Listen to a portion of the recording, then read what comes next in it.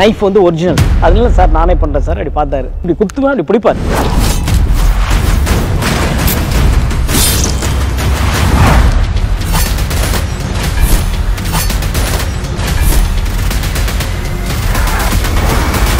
Jailer unlock super star నటించిన mega block buster Jailer unlock BTS documentary English sub titles తో ఇప్పుడు మీ sun next లో చూసి ఆనందించండి. ఇప్పుడే యాప్ ని డౌన్లోడ్ చేసుకోండి.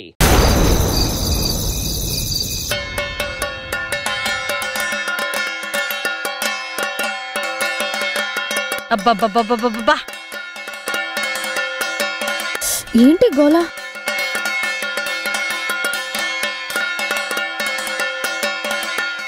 అబ్బబ్బబ్బబ్బబ్బా ఆపరా, ఏ ఆప.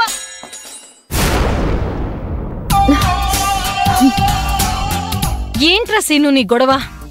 ఒక్కదాని అల్లరితోనే చస్తుంటే దానికి తోడు నువ్వు కూడా తయారయ్యావు. చిన్న పిల్లలన్నాక అల్లరి చేస్తామత్తయ్య, భరించాలి. సిగ్గులేదురా నీకు? నువ్వు చిన్న పిల్లాడివా? ఉద్యోగం వచ్చింది, రేపో మాపో దాన్ని పెళ్లి చేసుకోబోతున్నావు. అయినా చిన్న పిల్లాళ్ళు అల్లరి తగ్గలేదు. నేను చిన్న పిల్లాడినే, నేనెప్పుడు ఇలాగే ఉంటా. నువ్వు భరించాలి. లేదంటే చెప్పు, నీ కూతుర్ని చేసుకోకుండా వెళ్ళిపోతా. వెళ్ళిపోరా, వెళ్ళిపో. ధైర్యం ఉంటే దాన్ని కాదనుకొని వెళ్ళిపో.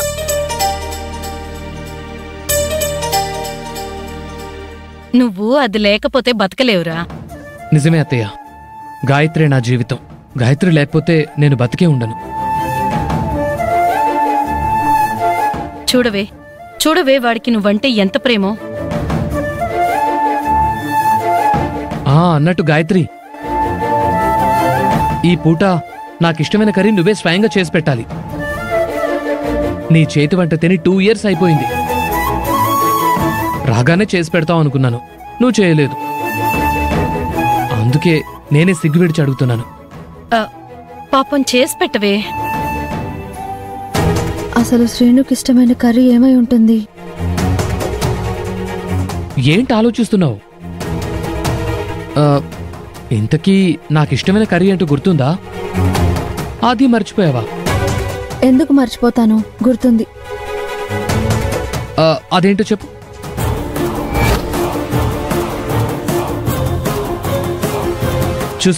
చూసారా అత్తయ్య ఆలోచిస్తోంది? అసలు నువ్వు గాయత్రివేనా? నాకిష్టమైన కర్రీ నువ్వెన్నిసార్లు వండి పెట్టావు, గుర్తే లేదా? గుర్తుందని చెప్తున్నాను కదా. మరదేంటో చెప్పు. అబ్బబ్బబ్బబ్బా, ఏంట్రా మీ గొడవ? వాడు అడుగుతాడన్న సంగతి నాకు ముందే తెలుసు. అందుకే గుమ్మడికాయ ముక్కలు కోసి పెట్టాను. వాడికి ఇష్టమైన గుమ్మడికాయ పులుసు చేసి పెట్టు. అత్తయ్యా, నువ్వెందుకు చెప్పావు? అసలు తన గుర్తుందో లేదో అని నేను అడుగుతుంటే. గుమ్మడికాయ పులుసు అంటే నీకు ఇష్టమని నాకు తెలుసు.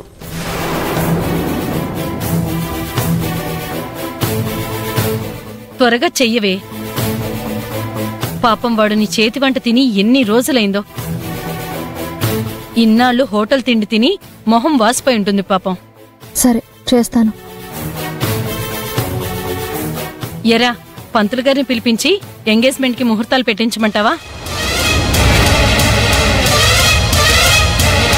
ఆ పనేదో త్వరగా చేయండి అత్తయ్య.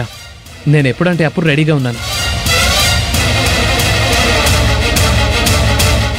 సీనుకి నేను గాయత్రిని కాదని చెప్పేయాలి.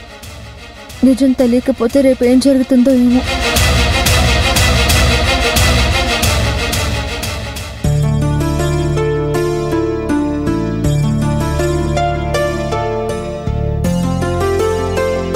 గాయత్రి, నీకోసం ఎదురు చూస్తున్నా. ఈ రోజైనా వస్తావా లేక నిద్రపోతున్నావా?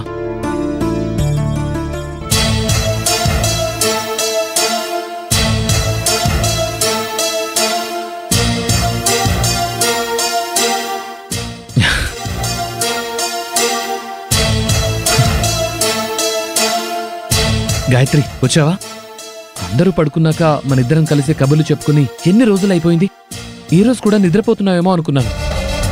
నిజానికి నేనే నీతో మాట్లాడాలనుకున్నాను, అందుకే నిద్ర పట్టలేదు.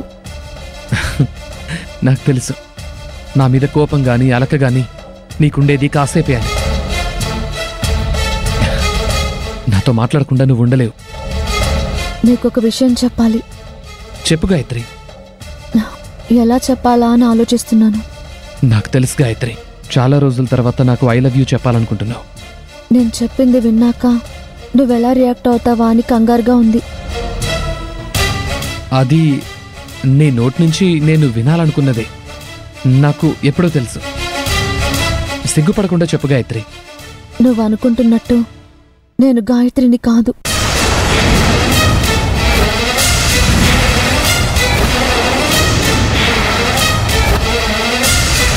ఏంటి నువ్వు చెప్పేది?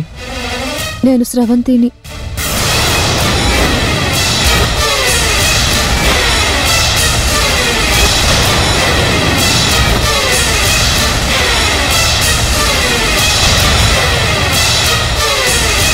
మీరు అచ్చం నాలాగే ఉన్నారేంటి? అవును, మీరు కూడా నాలా ఉన్నారు. ఇంతకీ ఎవరు మీరు? నా పేరు గాయత్రి. గాయత్రా? నా పేరు స్రవంతి.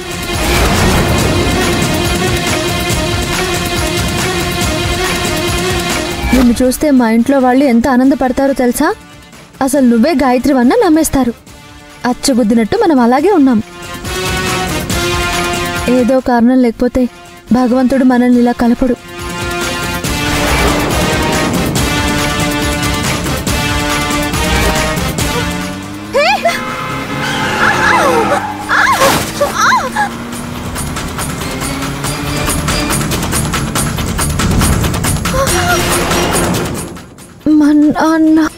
మా నాన్న జాగ్రత్త స్రవంతి.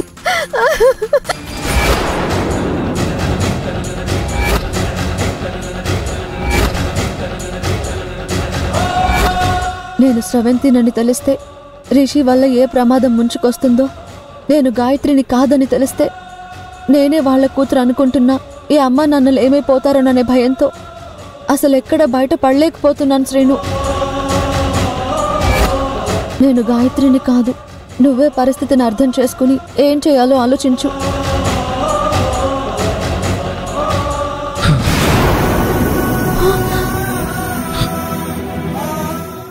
సిను, సిను, నా గాయత్రి చచ్చిపోయిందా? ప్లీజ్ ఏడవకు. నువ్వు ఏడిస్తే అందరికీ తెలిసిపోతుంది. ప్లీజ్ సిను. తను లేకపోయిన తర్వాత ఎవరేమైపోతా నాకేంటి? గాయత్రి లేని జీవితం నాకు వద్దు. నా గాయత్రి లేకుండా నేను బతకలేను. గాయత్రి లేకుండా బతకలేను. సిను, సిను.